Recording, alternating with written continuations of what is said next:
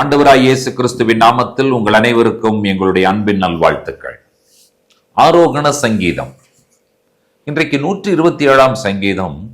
இது சாலமோனின் சங்கீதம் என்று தலைப்பிடப்பட்டிருக்கிறது. இது சாலமோன் எழுதின சங்கீதம் என்பதற்கு அதனுடைய வசனங்கள், அதில் இருக்கிற வார்த்தைகள் நமக்கு பெரிய ஒரு உறுதிப்பாட்டை கொடுக்கின்றன என்பதை நாம் அறிந்திருக்கிறோம்.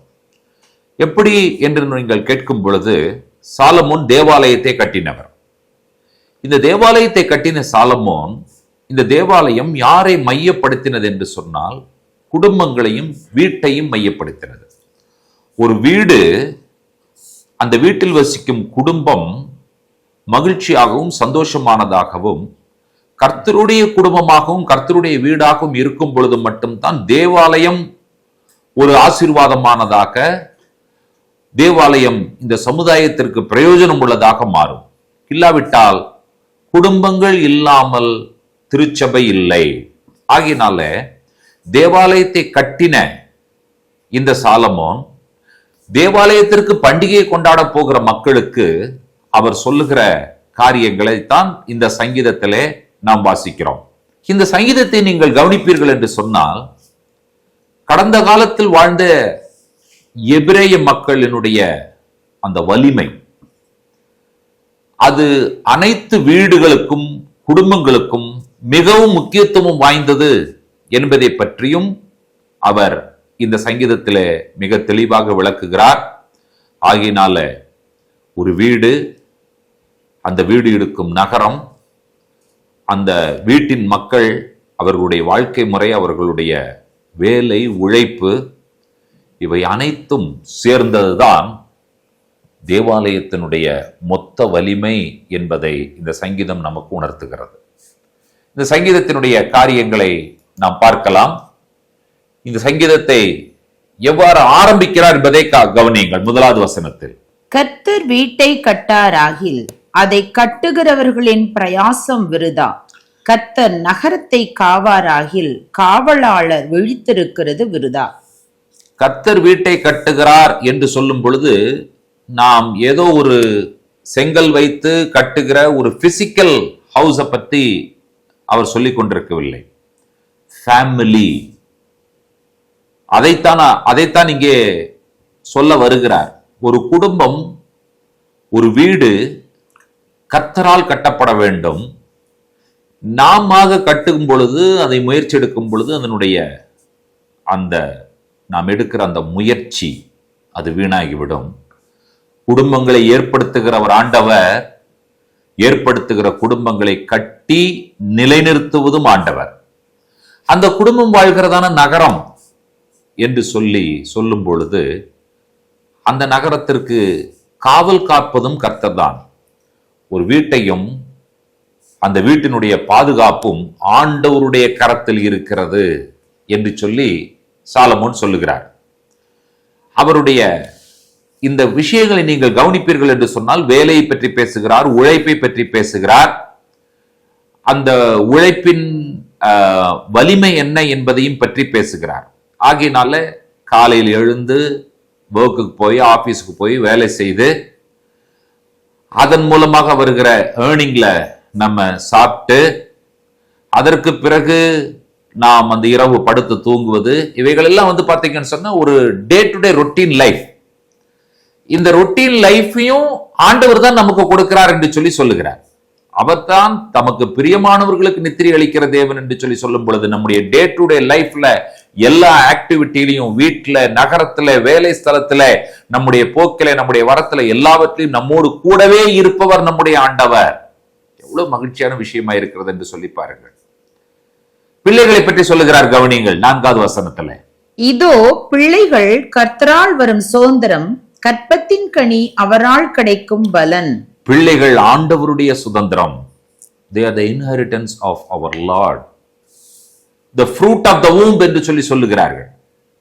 அது ஆண்டவருடைய ரிவார்ட், பலன். எவ்வளவு அற்புதமான விஷயம். அப்போ ஒரு வீட்டினுடைய மையம், முக்கியத்துவம் என்று சொல்லும் பொழுது, இந்த வீட்டிலே கர்த்தர் கொடுக்கிற கற்பத்தின் கனிகள். பிள்ளைகளை நாம் இழந்து விட்டோம் என்று சொன்னால், அதற்கு பிறகு நாம் எவ்வளவு எதை சம்பாதித்து வைத்தாலும் அதனால் நமக்கு எந்த பிரயோஜனமும் இல்லை. பிள்ளைகளே ஒரு வீட்டின் மையமாக இருக்கிறார்கள், ஒரு நாட்டின் எதிர்காலமாகவும் இருக்கிறார்கள். தேவாலயத்தின் எதிர்காலமும் பிள்ளைகள் தான். இந்த பிள்ளைகளை பற்றி சொல்லும் பொழுது அவர்கள் சத்துருக்களை எதிர்க்கத்தக்கதான வலிமை உடையவர்களாக, வல்லமை உடையவர்களாக, சத்துருவை எதிர்த்து போராடுவதற்கு சக்தி உள்ளவர்களாக அவர்கள் மாறுகிறார்கள். அப்போ வீட்டினுடைய அமைப்பை பாருங்கள். ஒரு வீடு, ஒரு ஃபேமிலி, அதை ஆண்டவர் பில்ட் பண்ணுகிறார், அதை ஆண்டவர் பாதுகாக்கிறார். பாதுகாக்கிற தேவன் அந்த வீட்டில் குடியிருக்கிற மக்களினுடைய டே டு டே ஆக்டிவிட்டியில் ஆண்டவர் பங்கெடுத்து அவர்களுக்கு நல்ல வேலையும் கொடுக்கிறார், நல்ல உணவையும் கொடுக்கிறார், நல்ல நித்திரையும் கொடுக்கிறார். அந்த வீட்டில் பிள்ளைகளை ஆண்டவர், கற்பத்தின் கனிகளை ஆண்டவர் கொடுக்கிறார். அந்த கற்பத்தின் கனிகள் எப்படி இருக்கிறார்கள் என்று சொன்னால் ஷார்ப்பா இருக்கிறாங்க. அப்படின்னா அவர்கள் ரொம்ப இன்டெலிஜென்ட் பீப்புளாக இருக்கிறார்கள்.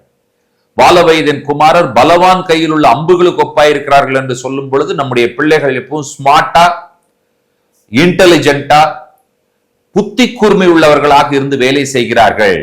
அவர்கள் சத்துருவை எதிர்ப்பதற்கு அவர்கள் வெட்கப்பட மாட்டார்கள். அவர்களுக்கு தைரியத்தையும் வல்லமையும் கொடுக்கிற தேவனாய் அவர் இருக்கிறார். இப்படிப்பட்ட ஒரு குடும்பத்தை கர்த்தர் நம் ஒவ்வொருவருக்கும் கொடுத்திருக்கிறார். குடும்பங்களினுடைய ஆசீர்வாதம் தான் சபையினுடைய ஆசீர்வாதம். அந்த திருச்சபையினுடைய ஆசீர்வாதம் தான் சமுதாயத்தினுடைய ஆசீர்வாதம். சமுதாயத்தினுடைய ஆசீர்வாதம் தான் தேசத்தினுடைய ஆசீர்வாதம் என்பதை நாம் அறிந்திருக்கிறோம். So each family is a single unit in the sight of God. அது மட்டும் கிடையாது, அந்த ஒவ்வொரு ஃபேமிலியும் ஆண்டவருடைய பார்வையிலே வெளியேற பெற்றது. உங்களுடைய குடும்பம், இந்த வசனங்களை கேட்டுக்கொண்டிருக்கிறவர்களுடைய குடும்பங்கள் தேவனுடைய பார்வையிலே வெளியேற பெற்றது. இந்த குடும்பத்தை உருவாக்கினவர் ஆண்டவர் என்று சொன்னார்.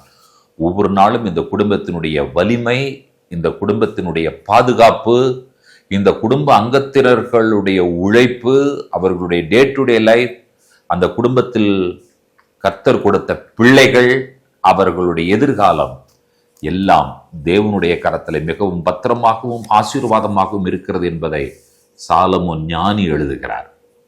சாலமோன் நீதிமொழிகளை நீங்கள் படித்தீர்கள் என்று சொன்னால் தகப்பன் தன்னுடைய பிள்ளைகளுக்கு சொல்லுகிற புத்திமதிகளை கூட நீங்கள் கவனிக்கிறீர்கள்.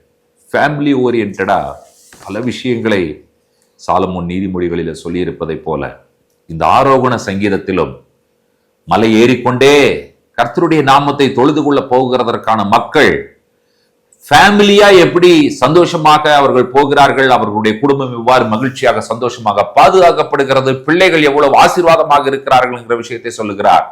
ஆம் பிரியமான தேவனுடைய பிள்ளைகளே, கர்த்தருடைய ஆலயம், நாம் வாழும் வீடு, நம்முடைய வீட்டில் கர்த்தர் நமக்கு கொடுத்த பிள்ளைகள், இவர்கள் எல்லாரும் தேவனுடைய பார்வையில் விரையேற பெற்றவர்கள். தேவன் அவர்களை சந்தோஷமாய் மகிழ்ச்சியாய் ஆசீர்வதிக்கிற தேவனாய் இருக்கிறார்.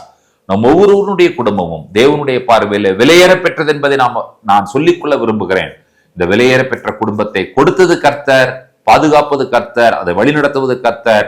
அந்த குடும்பத்தினுடைய எதிர்கால பிள்ளைகளையும் ஆசீர்வதித்து வழிநடத்த போவது நம்முடைய கர்த்தர்.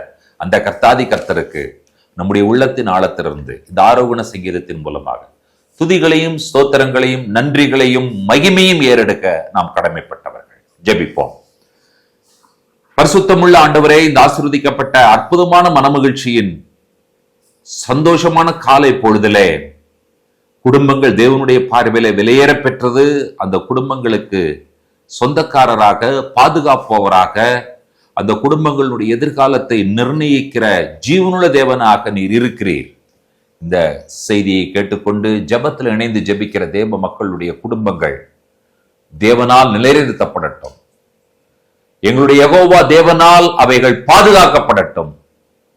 எங்களுடைய யெகோவா இரட்சகரால் அவைகள் வழிநடத்தப்படட்டும். எதிர்காலத்திலே பிள்ளைகளுடைய ஆசீர்வாதமும் பாதுகாப்பும் உம்முடைய வார்த்தையின் மூலமாக உறுதி செய்யப்படுகிறது.